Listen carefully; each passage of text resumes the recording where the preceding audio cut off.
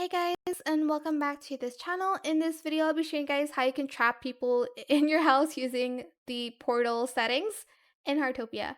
So I do have a portal hidden behind this wall, but basically if I press this button and I press the entrance only, I can only go in this portal, but I cannot exit using this portal. So on the other side is a room without doors. If I go in this portal, I can't exit this room. So basically, I'm trapped in this room. There is no way for me to get out. As you can see, I'm jumping here and I'm trying to go in the portal. I can because I set it to entrance only.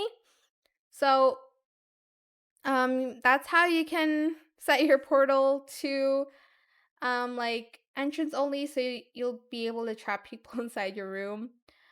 But yeah, that is it. I hope it was helpful for you guys. Don't forget to like, comment, share, and also subscribe to this channel if you haven't done that already. If you have any more questions about this video, just leave it in the comment section down below. I will try my best to answer them all for you guys.